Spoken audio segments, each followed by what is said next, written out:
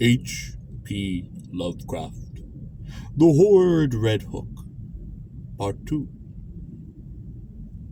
To Malone, the sense of latent mystery in existence was always present. In youth he had felt the hidden beauty and ecstasy of things, and had been a poet, but poverty and sorrow and exile had turned his gaze in darker directions, and he had thrilled at the imputations of evil in the world around. Daily life had for him come to be phantasmagoria of macabre shadows, now glittering and leering with concealed rottenness, as in Beardsley's best manner, now hinting terrors behind the commonest shapes and objects as in the subtler and less devious obvious work of Gustave Doré. He would often regard it as merciful that most persons of high intelligence jeer at the innermost mysteries. For, he argued, if superior minds were ever placed in the fullest contact with the secrets preserved by ancient and lowly cults, the resultant abnormalities would soon not only wreck the world, but threaten the very integrity of the universe. All this reflection was no doubt morbid, but keen logic and a deep sense of humor aptly offset it. Malone was satisfied to let his notions remain as half-spied and forbidden visions, to be lightly played with, and hysteria came only when duty flung him into a hell of revelation too sudden and insidious to escape. He had for some time been detailed in the Butler Street station in Brooklyn when the Red Hook matter came to his notice. Red Hook is a maze of hybrid squalor near the ancient waterfront, across opposite Governor's Island, with dirty highways climbing the hill from the wharves to the higher ground, where the decayed lengths of Clinton and Court Streets led off toward the Borough Hall. Its houses were mostly of brick, dating from the first quarter to the middle of the 19th century, and some of the obscurer alleys and byways have that alluring antique flavor which conventional reading leads to us to call Dickinson. The population is a hopeless tangle and enigma.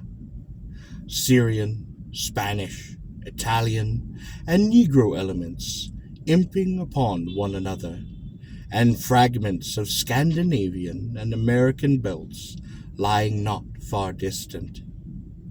It is a babel of sound and filth, and sends out strange cries to answer the lapping of the oily waves at its grimy piers, and the monstrous organ litanies of the harbor whistles. Here, long ago, a brighter picture dwelt, with clear-eyed mariners on the lower streets, and homes of taste and substance where the larger houses lined the hill.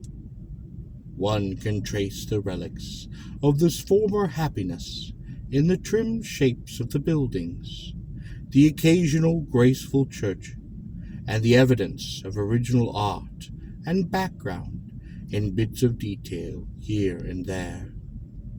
A worn flight of steps, a battered doorway, a wormy pair of decorative columns or pilasters, or a fragment of once green space with bent and rusted iron railing. The houses were generally in solid blocks, and now and then a many-windowed cupola arises to tell of days when the households of captains and shipowners watched the sea. From this tangle of material and spiritual protrusions, the blasphemies of 100 dialects assailed the sky. Hordes of prowlers reel shouting and singing along the lanes and thoroughfares. Occasionally, furtive hands suddenly extinguish lights and pull down curtains, and swarthy, sin-pitted faces disappear from windows when visitors pick their way through. Policemen despair of order or reform and seek rather to erect barriers protecting the outside world from the contagion. The clang of the patrol is answered by a kind of spectral silence, and such prisoners as are taken are never communicative. Visible offenses are as varied as the local dialects, and run the gamut from the smuggling of rum and prohibited aliens through diverse stages of lawlessness and obscure vice to murder and mutilation in their most abhorrent guises.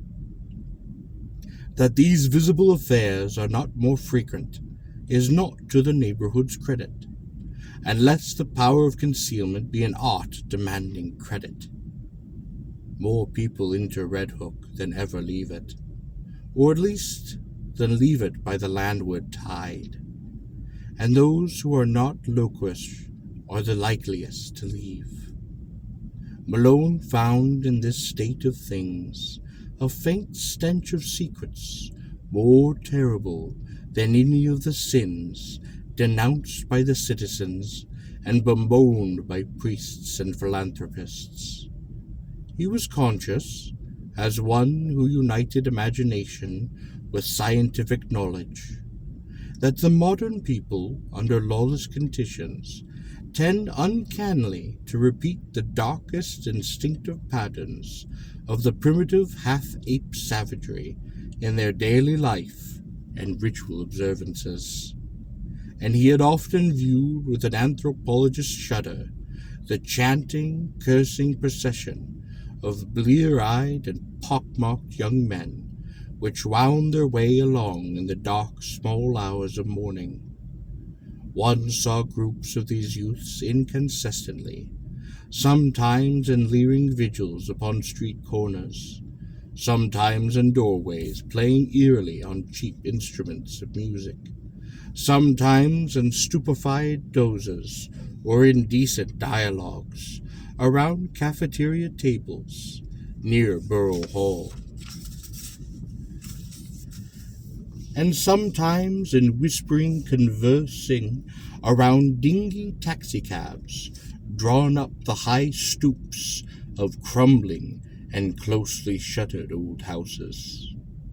They chilled and fascinated him more than he dared confess to his associates upon the force, for he seemed to see in them some monstrous dread of secret continuity, some fiendish, cryptical, and ancient pattern utterly beyond and below the sordid mass of facts and habits and haunts listed with such conscientious technical care by the police. There must be, he felt inwardly, the heirs of some shocking and primordial tradition, the sharers of debased and broken scraps from cults and ceremonies far older than mankind. Their coherence and definiteness suggested it, and it shewed that singular suspicion of order which lurked beneath their squalid disorder. He had not read in vain such treatises as Miss Murray's Witch Cult in Western Europe, and knew that up to recent years there had certainly survived among the peasants and furtive folk a frightful and clandestine system of assemblies and orgies, descended from the dark religious attending the Aryan world, and appearing in popular legends as black masses and witches' sabbaths, that these hellish vestiges of old Turnerian Asiatic magic and fealty cults were even now wholly dead, he could not for a moment suppose, and he frequently wondered how much older and how much blacker than the very worst of the muttered tales some of them might really be.